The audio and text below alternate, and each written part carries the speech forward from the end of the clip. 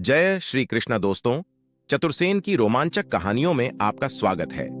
आइए चलते हैं एक और नई कहानी की ओर, जिसका शीर्षक है चतुर्सेन और भूतिया हवेली का रहस्य। सर्दियों का मौसम था। हल्की हल्की ठंडी हवाएं बह रही थीं, लेकिन गांव में एक अजीब सा सन्नाटा छाया हुआ था। पिछले कुछ दिनों से पास के गांव के 3 बच्चों के लापता होने की खबर से सब डरे हुए थे। गांव के लोगों का मानना था कि यह सब भूतिया हवेली के कारण हो रहा है। चतुर्सेन, जो गांव का सबसे निडर और समझदार लड़का था, वह इन कहानियों को केवल अफवाह मानता था। उसके 2 खास दोस्त थे, भीमा, जो बहुत ताकतवर था, और वीरू, जो तेज दौड़ने में माहिर था। वे दोनों हमेशा उसके साथ खड़े रहते थे।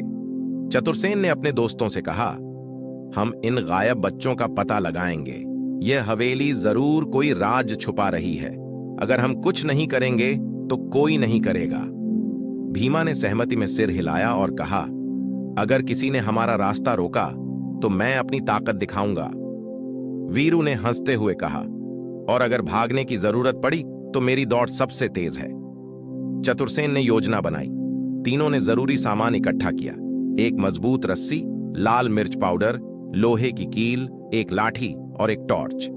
हवेली की ओर रवाना होने से पहले वे गांव के शिव मंदिर के पुजारी रामदास के पास गए।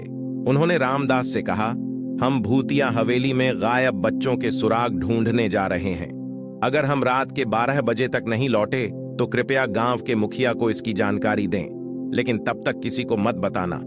रामदास ने उनकी योजना को सुनकर कहा, मैं तुम्हारी हिम्मत की दाद देता हूं। भगवान शिव तुम्हारी रक्षा करेंगे। अंधेरा होने के बाद तीनों ने अपनी यात्रा शुरू की।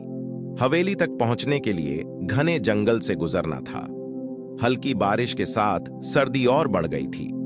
जंगल के अंदर जानवरों की आवाजें आ रही थीं, कभी सियार की चीख तो कभी उल्लू की डरावनी ध्वनि। भीमा ने कहा, यह जंगल तो सच में डरावना है, हमें सावधान रहना होगा। वीरू ने हंसते हुए कहा, डर से क्या फायदा, अगर भागने की जरूरत पड़ी तो मैं तुम्हें खींच कर ले जाऊंगा। चतुर्सेन ने दोनों को शांत रहने के लिए कहा और सावधानी से आगे बढ़ने को कहा। जंगल पार करने के बाद वे हवेली पहुंचे। हवेली के सामने एक पुराना बरगद का पेड़ था और पेड़ के नीचे एक पुरानी जीप खड़ी थी। जीप पर धूल जमी थी, लेकिन वह काम करने की हालत में दिख रही थी। चतुर्सेन ने कहा, यह जीप जरूर इन गुंडों के काम की है। हमें इसके टायर पंचर कर देने चाहिए ताकि वे भाग न सकें। भीमा और वीरू ने तुरंत लोहे की कील से टायरों में छेद कर दिया। इसके बाद वे हवेली की ओर जाने लगे। हवेली में घुसते ही उन्हें खून के धब्बों के साथ एक मरी हुई बिल्ली पड़ी मिली। यह नजारा बहुत डरावना था, लेकिन तीनों ने हिम्मत नहीं हारी। वे धीरे धीरे अंदर बढ़े। अंदर गहरा अंधेरा था। अचानक वीरू का पैर एक कांच के टुकड़े से टकरा गया और वह टूटकर जोर से बज उठा। आवाज सुनकर हवेली के एक कोने से किसी ने चिल्लाया, कौन है वहां? तीनों दोस्त कुछ पल के लिए डर गए और चुपचाप छिप गए। धीरे धीरे वे तहखाने की ओर बढ़े। वहां उन्होंने देखा कि कुछ गुंडे खाना खा रहे थे। उनका सरदार दिलावर जोर जोर से बोल रहा था, खाना जल्दी खत्म करो, हमें बच्चों को बेचकर पैसे कमाने हैं और यहां से भागना है। पास में ही 3 बच्चे बंधे हुए थे, जो डरे सहमे रो रहे थे। चतुर्सेन ने धीरे से कहा, अब हमें सावधानी से आगे बढ़ना होगा। पहले हमें इन्हें कमजोर करना होगा। भीमा ने अपनी ताकत का इस्तेमाल करते हुए लोहे की कील से तेल के ड्रम में छेद कर दिया। तेल धीरे धीरे फर्श पर फैलने लगा। वीरू ने लाल मिर्च पाउडर जलाकर धुआं फैला दिया। कुछ ही देर में मिर्च का धुआं पूरे कमरे में भर गया। गुंडे खांसने लगे और उनकी आंखें जलने लगीं। इसके बाद मौका देखते ही भीमा ने फर्श पर पड़े उन गुंडों के सारे हथियार इकट्ठे कर लिए और चतुर्सेन ने तेल के सभी लैंप अपनी लाठी से तोड़ दिए, जिससे पूरा तहखाना अंधेरे में डूब गया। गुंडे अंधेरे और मिर्च के धुएं से बुरी तरह फंस गए। इसी दौरान तीनों ने मिलकर सभी गुंडों को रस्सी से बांध दिया। भीमा ने दरवाजे पर भारी और वजनदार पत्थर रख दिए ताकि कोई भाग न सके।